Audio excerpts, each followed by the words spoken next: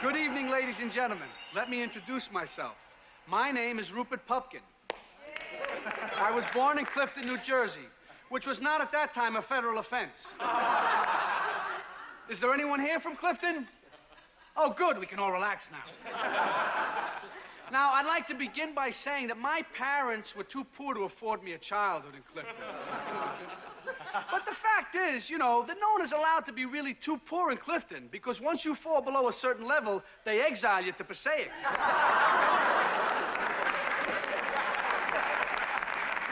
But, you know, my parents did put the first 2 down payments on my childhood, don't get me wrong. But they did also return me to the hospital as defective. But like everyone else, I grew up in large part thanks to my mother. If she were only here today, I'd say, "Hey, Mom, what are you doing here? You've been dead for 9 years."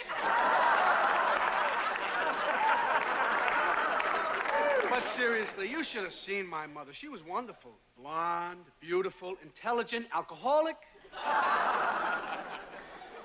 We used to drink milk together after school. Mine was homogenized. Hers was loaded. Once they picked her up for speeding. They clocked her doing 50. All right, but in our garage?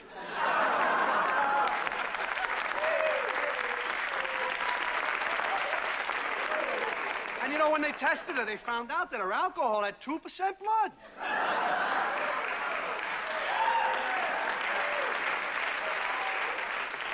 But we used to joke together, Mom and me, until the tears would stroll down her face and she would throw up. Yeah, and who would clean it up? Not Dad. He was too busy down at O'Grady's throwing up on his own. Yeah.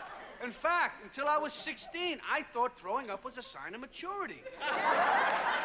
You know, while the other kids were off in the woods sneaking cigarettes, I was hiding behind the house with my fingers down my throat.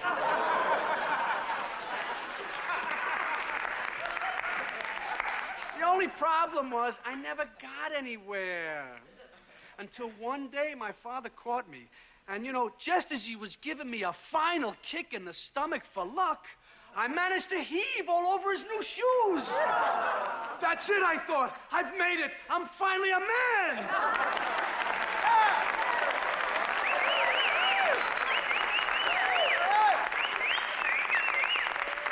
But as it turned out, I was wrong.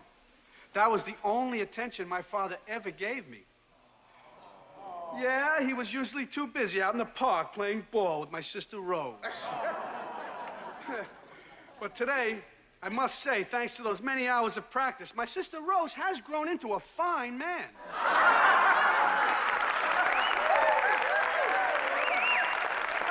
Now, me, I wasn't especially interested in athletics. The only exercise I ever got was when the other kids picked on me. Yeah, they used to beat me up once a week, usually Tuesday. And after a while, the school worked it into the curriculum. And if you knocked me out, you got extra credit. Except there was this one kid, poor kid. He was afraid of me, and I used to tell him, hit me. What's the matter with you? Don't you want to graduate?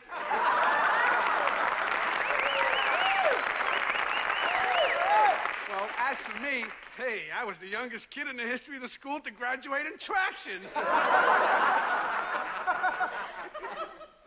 But, you know, my only real interest right from the beginning was show business. Even as a young man, I began at the very top, collecting autographs. Now, a lot of you are probably wondering why Jerry isn't with us tonight. Well, I'll tell you, the fact is he's tied up, and I'm the one who tied him.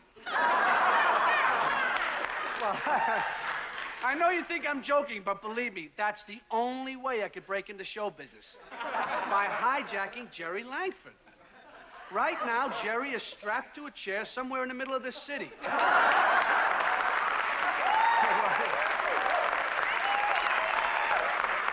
go ahead and laugh. Thank you. I appreciate it. But the fact is, I'm here. Now, tomorrow you'll know that I wasn't kidding and you'll think I was crazy. But look, I figure it this way. Better to be king for a night than schmuck for a lifetime.